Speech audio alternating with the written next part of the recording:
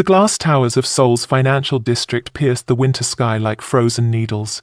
Inside the Choi International Building, power hummed through marble corridors, where assistants moved in synchronized silence, where every breath carried the weight of expectation.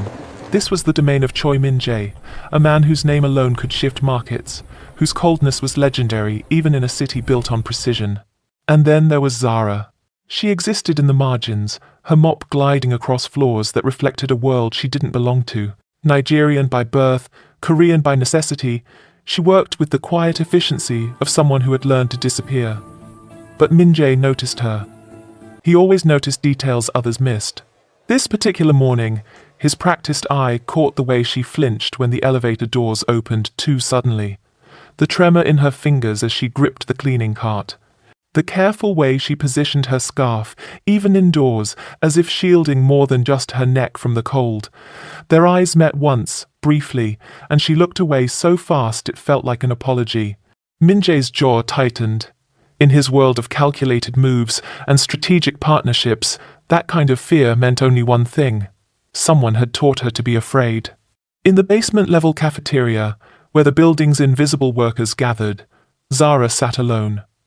Her lunch lay untouched, rice growing cold in its container. When her phone lit up on the metal table, her entire body went rigid. The transformation was instant, shoulders curling inward, breath catching. She didn't answer the call. She simply stared at the screen until it went dark, then pressed both palms flat against the table, as if anchoring herself to reality. Min-jae, cutting through on his way to a parking garage meeting, witnessed the moment. He saw the terror that flashed across her features, the silent words her lips formed. He couldn't hear them, but they looked like a plea. That night, after the building emptied and Seoul's electric glow claimed the darkness, Zara remained. She moved through the executive wing, erasing the day's footprints from polished surfaces.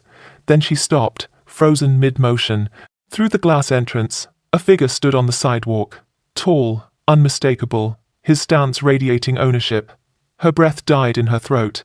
She knew that silhouette the way prey knows the hunter. Broad across the chest, head tilted in that particular way that meant he was already imagining his hands on her. She had crossed continents to escape this shadow, yet here it stood, refusing to release its claim.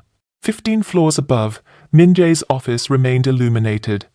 He happened to glance down at the street, catching sight of the man whose very posture screamed threat. Min-jae's eyes narrowed. He didn't know the connection yet, but his instincts, honed by years of reading intentions in boardrooms, told him everything he needed to know. Someone was stalking her, and that someone had just made the mistake of bringing his hunt to Min-jae's territory. Morning light filtered through the building's glass facade, turning everything into sharp angles and bright surfaces. Zara moved through it all like a spectre, present but not quite there. Her cloth swept across windows, but her eyes remained distant, as if her mind walked through different rooms entirely, darker ones from which she'd never fully escaped. Choi Min-jae stood near the reception area, documents spread before him, when she passed. Her sleeves shifted just enough.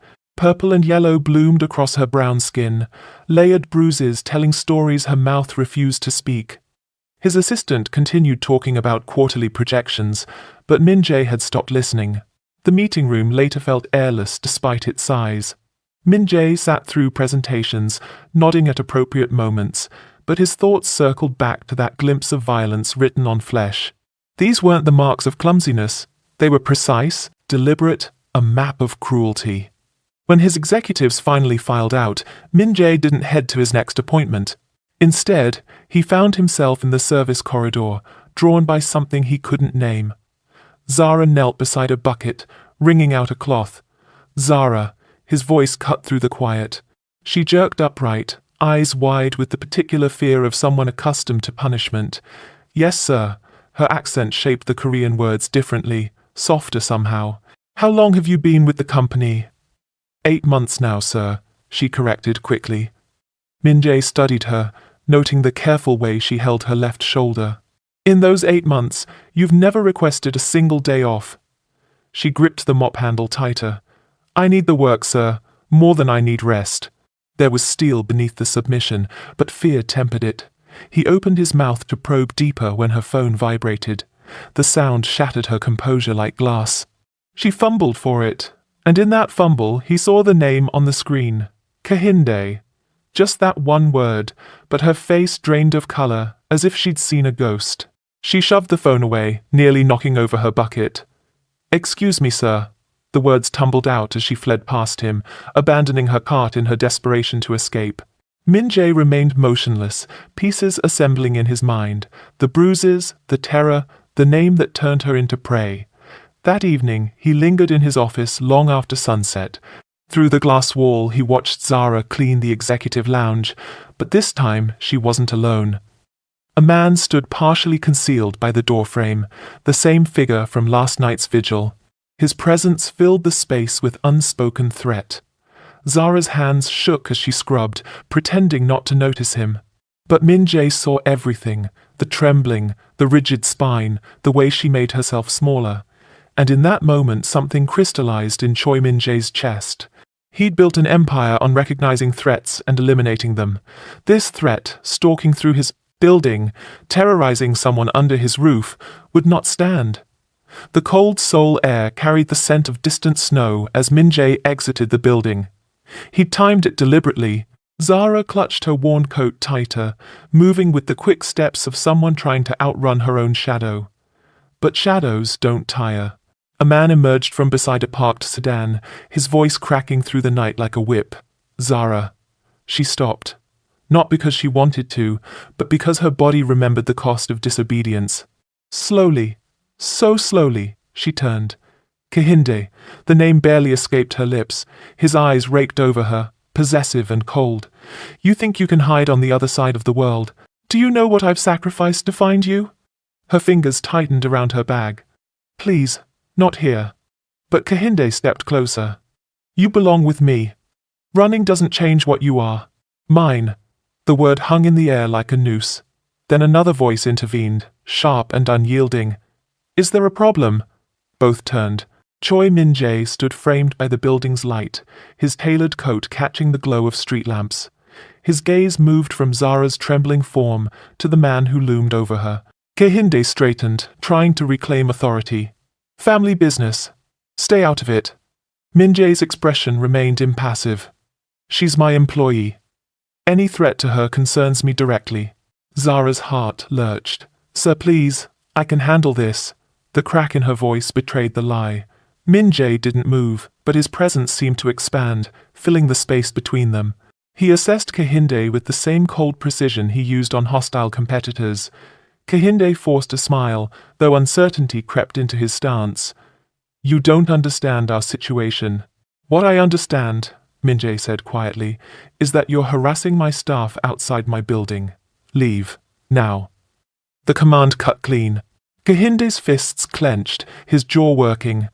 But something in Min-jae's unwavering stare, backed by the weight of a man who controlled billions, made him hesitate. With a muttered curse in Yoruba, Kehinde retreated. "This isn't finished," he hissed at Zara before disappearing into the dark streets. Zara stood frozen, tears tracking down her face despite her efforts to contain them. Min-jae regarded her quietly. "You're not handling it." She couldn't speak, could only shake her head, drowning in shame and relief and terror all at once. For the first time, Choi Min-jae felt something pierce the armor he'd spent decades constructing. Not pity, but fury on behalf of someone who'd been taught that her fear didn't matter. The Choi International building thrummed with its usual energy the next day. Phones ringing, heels clicking against marble, the scent of expensive coffee drifting from the executive cafe. But Zara moved through it like she was underwater, every sound muffled, every step requiring conscious effort. Dark circles shadowed her eyes, and her hands shook when she thought no one was watching. From his office, Min-jae watched. His morning briefing continued, charts and figures projected on screens, but his attention kept drifting to the woman polishing glass panels in the corridor. Each time footsteps approached suddenly, she flinched. Every time her phone buzzed, her entire body tensed as if bracing for impact. After dismissing his team earlier than usual, he sat alone at his desk, fingers steepled. Control had always been his strength, reading patterns, anticipating moves, staying 3 steps ahead, and Zara's fear was a pattern screaming warnings he couldn't ignore. By midday, he'd summoned Lee Jun-ho, his security director. "There was a man outside last night," Min-jae said without preamble. "Nigerian, tall, aggressive posture. I need everything on him." Jun-ho hesitated. "Should we involve authorities, sir?" "Not yet." Min-jae's tone left no room for debate. "Discretion first." When Jun-ho left, Min-jae's gaze returned to the corridor below. Zara was cleaning the elevator banks now, her reflection fragmented in the chrome panels. He stepped out of his office. Employees straightened as he passed. He rarely descended to the service levels, but today he stopped exactly where she worked. "Zara," he said. Her hand froze mid-wipe. She turned slowly, pupils dilating. "Yes, sir. You missed a section." He gestured to the panel. Confusion flickered across her face before she quickly scrubbed the spot until it gleamed. When she straightened, he was still watching. "You've been distracted," he said quietly. "No, sir. I'm fine." The automatic response, hollow as an empty room. Min-jae's eyes narrowed. "Fine" doesn't jump at every sound. Her lips parted in shock, a tremor running through her. "Please don't." Her voice dropped to barely a whisper. Silence stretched between them, heavy with things unsaid. Then, softer than he'd intended, Min-jae spoke. "You don't have to carry this alone." Her eyes snapped up, meeting his for a heartbeat. In that moment her defenses cracked, revealing the war she fought daily, fear, shame, and underneath it all, a desperate hope she was terrified to acknowledge. But then she stepped back, shaking her head. "Thank you, sir. But this isn't your burden." She turned away, resuming her work with trembling hands. Min-jae stood motionless, expression unreadable. But inside, his decision had already formed. If she wouldn't speak the truth, he would uncover it himself. Min-jae's office overlooked Seoul's sprawling cityscape, but tonight he only saw the folder on his desk. Lee Jun-ho stood before him, posture military straight. "We found him, sir." Name, Kehinde Oladele. Nigerian national, entered Korea 2 months ago on a tourist visa that's about to expire. His record back home. Jun-ho paused.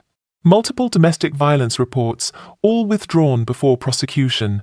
Min-jae's hands curled into fists. "Withdrawn, same victim every time, sir." "Zara." For a moment, Min-jae's carefully maintained composure cracked. He thought of her trembling hands, the bruises she tried to hide, the way she shrank when her phone lit up. "Is he dangerous?" Min-jae asked, though he already knew. "Very, sir. Unstable, obsessive. He's been watching the building at night, asking about her movements.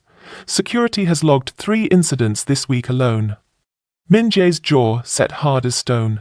"Increase security at every entrance. Make sure he can't get within 100 meters of this building.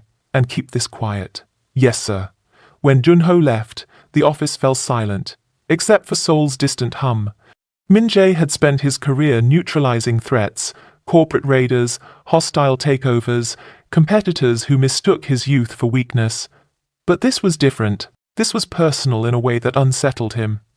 That afternoon, Zara entered the executive lounge, arms laden with cleaning supplies. She worked methodically, eyes down, unaware that conversations about her safety had just concluded upstairs. Min-jae appeared in the doorway. She startled, nearly dropping her supplies. "Sir," she breathed, bowing quickly. He studied her, noting the fresh bruise barely concealed by makeup on her jaw. "He found you again last night." Her breath caught. She looked away. "Sir, I told you, it's not your concern." "Silence won't protect you," he said firmly. Tears welled in her eyes. "If I fight him, he hurts me. If I run, he finds me." Her voice broke, switching to English now, raw and unfiltered. "I thought distance would save me, but he's everywhere. He always finds me." Min-jae said nothing for a long moment. Then quietly, "Why not the police?" Her laugh was bitter, broken. "Back home, police took his money. Here I'm nobody. No family, no connections, just cleaning supplies and fear." The words struck deeper than any boardroom betrayal. He moved closer, voice low but absolute. "You're not nobody. Not anymore. and I don't negotiate with men like him." She stared up at him, caught between disbelief and fragile hope.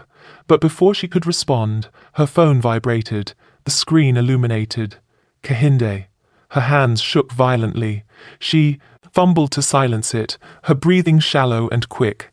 Minjae's expression hardened. He didn't need her words anymore.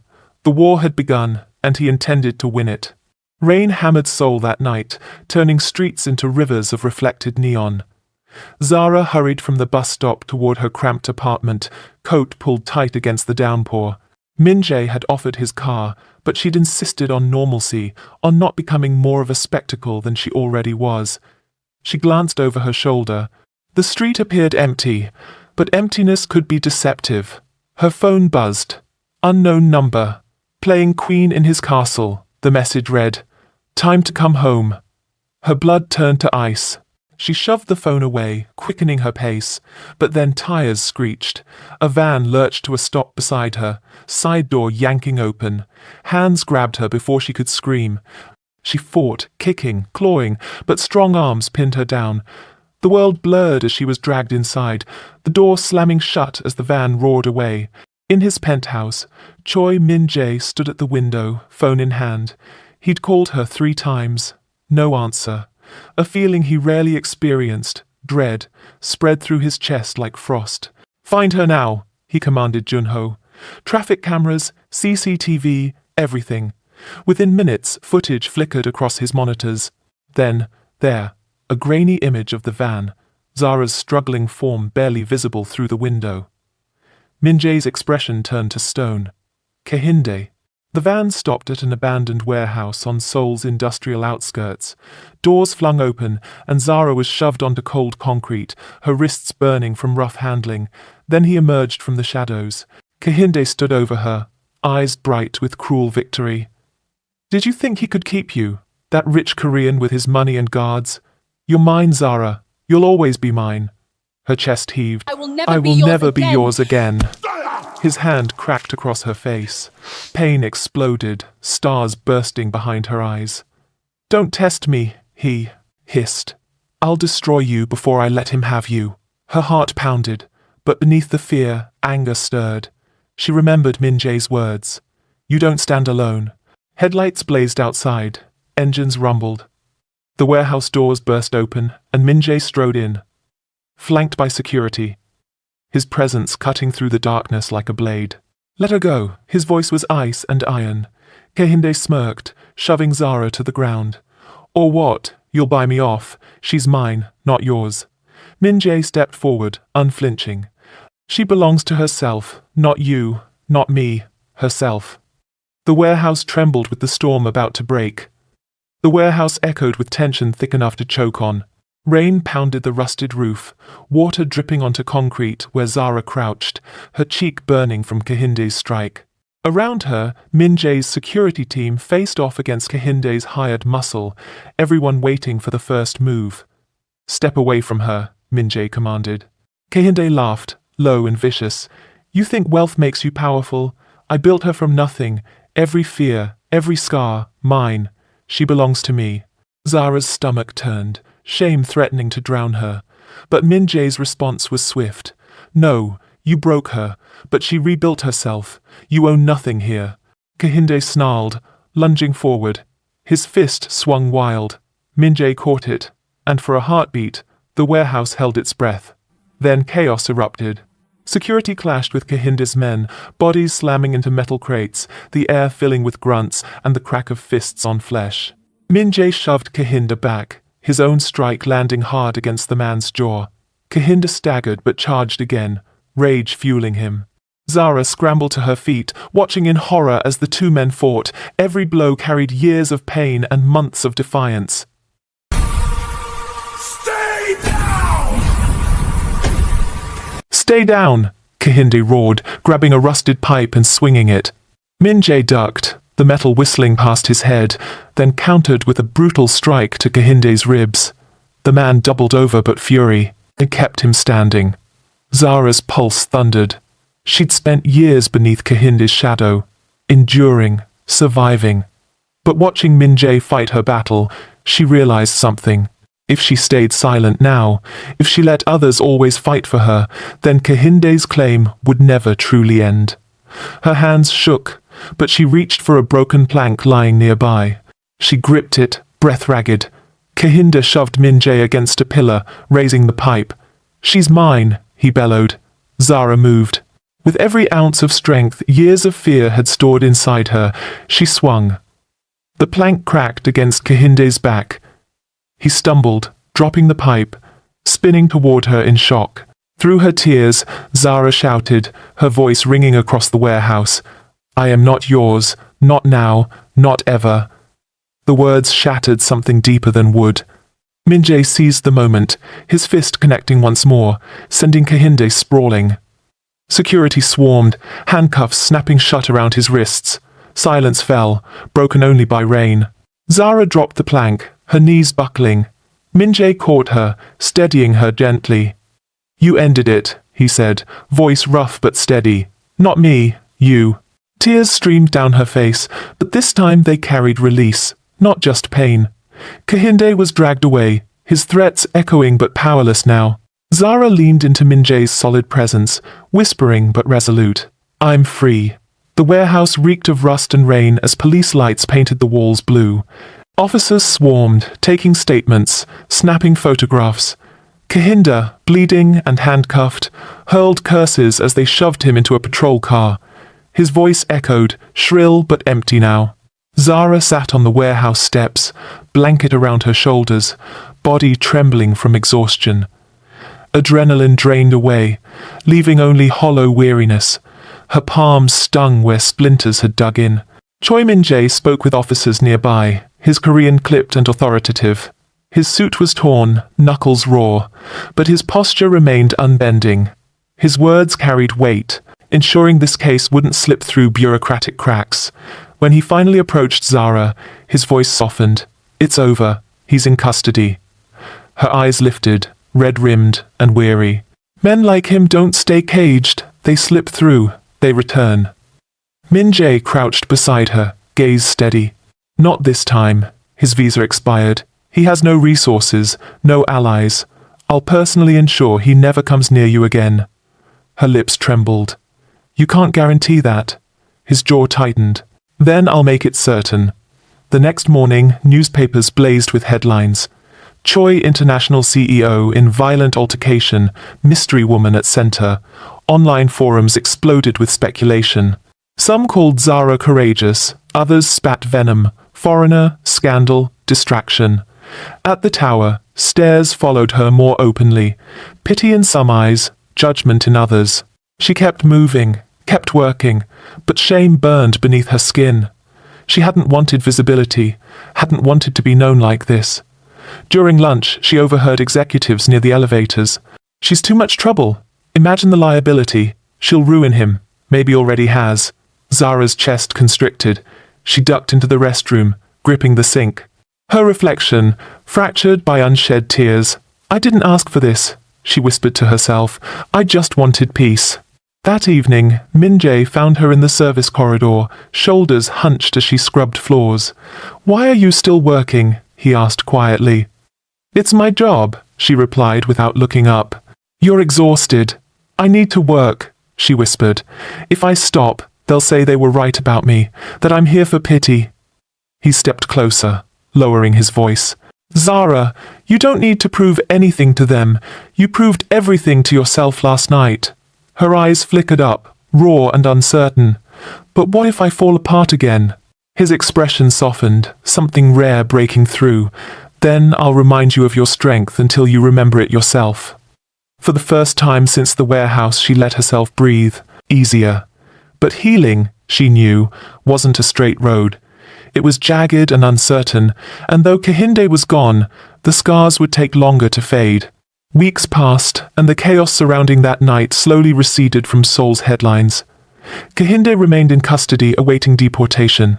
The scandal around Choi International quieted, though whispers persisted like smoke refusing to clear. Zara carried her battles differently now. Physical bruises faded, but internal ones remained. Some nights she woke, gasping, hands clawing sheets, mind replaying his voice, his hands, the years of fear. One morning she stood frozen in the corridor, mop in hand, unable to move. The simple act of pushing water across floors felt insurmountable, like she remained trapped in the same cycle she'd tried to escape. Min-jae found her there. He said nothing at first, simply placed a small card on her cleaning cart. She frowned, picking it up. Korean text she couldn't read. "A trauma counselor," he translated softly. "She's discreet, experienced. Go talk." Her chest tightened. "Therapy," she whispered. Min-jae's gaze remained steady. "Faith has its place, but so does healing. You fought to survive, now you must fight to live." Tears pricked her eyes. She didn't answer. But that week she found herself in a quiet office in Gangnam, listening as a kind woman with gentle eyes said, "Your past doesn't define you. What you do next will." Slowly, Zara began reclaiming pieces of herself. She started drawing again, something abandoned long before Kehinde. In the penthouse at night, Min-jae sometimes found her bent over paper scraps, lines forming into faces, cityscapes, dreams. "You draw," he said one evening, curiosity in his voice. "I used to," she admitted shyly, before everything stopped. Then, "Don't stop again." The rare softness in his tone made her cheeks warm. At work, too, she changed. Though whispers followed, she stopped keeping her head down. One afternoon, when two staff members muttered insults within earshot, Zara straightened, looked them in the eye and said, "I am not what you say I am more." Then she walked away, leaving them stunned. Later, she found Min-jae watching from a distance, pride flickering in his usually stoic expression. "You didn't need me to silence them," he observed. "No," she replied quietly, "but knowing you would have gave me courage to try." Healing wasn't sudden. Some days she laughed, other days she crumbled. But she began believing that maybe her future could be more than scars. And in moments when doubt threatened to drown her, she found herself drawn to Min-jae's presence, not because he saved her, but because he reminded her she was worth saving. The penthouse was quiet, the city sprawling beneath like an ocean of lights. Zara sat by the window, sketchbook in lap, pencil tracing Seoul's skyline. Her drawings had grown bolder recently, less hesitant, as if her hands remembered what freedom felt like. Behind her, Min-jae loosened his tie, setting aside another day of negotiations and deals. His world had always been numbers, strategy, enemies defeated through precision. But lately he found himself measuring time not by profits but by the sound of Zara's quiet laughter, echoing through his home. "Why don't you sign your drawings?" he asked suddenly. Zara glanced up, startled. "What?" He nodded toward her sketchbook. "Your work deserves your name." Her lips curved faintly. "Names can be stolen, mocked, erased. A drawing doesn't need one." "But you do," Min-jae said quietly. "You're not invisible, not to me." The words lingered heavy in the air. Zara's heart thudded. For weeks she'd felt something shifting. His gaze that held too long. The way his voice softened when he spoke to her. The rare smiles that broke through his armor. She'd tried dismissing it, afraid of leaning too heavily on anyone. But now here it was, unspoken, yet undeniable. She set the sketchbook aside. "Why me?" she whispered. "You could have anyone, someone who fits your world. Why risk everything for someone like me?" Min-jae's jaw tightened, as if searching for words he'd kept buried. At last he said, "Because for the first time I'm not protecting an empire. I'm protecting someone who makes me want more than power." Her breath caught. "You can't mean that." "I do." His voice was steady, but vulnerability lay beneath. Rare and raw. "I've built walls my entire life. You walked through them without trying. And now I don't want them anymore." Zara's throat tightened. Part of her longed to believe him, to step into the warmth of his promise. But fear clawed at her. What if I'm too broken? What if all I bring is scandal and ruin? "Then let it ruin me," Min-jae said firmly. "I would rather face ruin with you than rule alone." Tears welled in her eyes. She turned away, overwhelmed. She wasn't used to this. Love that didn't demand silence. Protection that didn't come with chains. Silence stretched, broken only by the city's hum. Then Min-jae stepped closer, stopping just behind her, his hand hovering near her shoulder, not touching, simply waiting. "Zara," he said softly, "I will never take what you're not ready to give, but know this, When you are ready, I'll be here. Her breath trembled, her heart torn between fear and fragile hope that maybe she was worth loving. And for the first time in years, she didn't feel like prey in someone's story. She felt like the beginning of her own. Spring-painted soul in soft whites and pinks, cherry blossoms drifting through streets like promises. For Zara, each petal felt like a whisper of something she'd never dared believe. Renewal. She walked into Choi International with steady steps, head higher than ever before. Whispers still followed, but today she didn't shrink from them. She met curious eyes with calm, pity with dignity. She was no longer the woman hiding bruises. She was Zara, survivor, fighter, artist. In the boardroom, Min Jae stood before executives, his voice crisp as he outlined new staff welfare initiatives. "We are not just a corporation," he declared. "We are a community, and in this community, no one will be silenced by fear." His eyes flicked briefly to where Zara stood outside, cleaning cart nearby. Their gazes met for a fleeting moment, enough to stir something powerful in both. That evening, as the sun dipped behind Seoul's skyline, Zara sat with Min Jae in the penthouse rooftop garden. The city glowed below, alive with possibilities. She clutched her sketchbook, fingers tracing edges nervously. "I drew something," she said softly. She flipped it open, revealing a portrait, not of Min Jae as the world knew him, the cold CEO, but of the man she'd come to know, steady, protective, quietly human. He studied it silent for a long time. Then, with rare gentleness, he said, "You see me more clearly than anyone ever has." Her lips trembled, "And you saw me when I didn't want to be seen." He reached out then, slowly, giving her time. When his hand brushed hers, she didn't pull away. Instead, she let the warmth seep into her bones. "Zara," he said, his voice low, almost vulnerable. "I meant every word. I don't want an empire without you in it." Her heart pounded. Fear whispered of gossip, scandal, chains disguised as care. But louder than fear was the truth she'd fought to deny. She wanted this, not as his charity, not as a shadow, but as herself. She turned fully to him, eyes shining. "Then let it be together, but not because you saved me, because I choose you."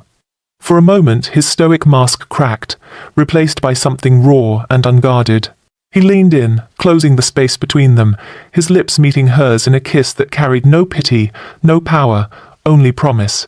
The world outside would always whisper, but here, under Seoul's sky and the drift of blossoms, Zara knew she'd finally reclaimed her life. And Min Jae, the man who once built walls taller than empires, had found his freedom not in power, but in love. Together they'd rewritten the story, not of savior and victim, but of two souls who chose each other, a new beginning.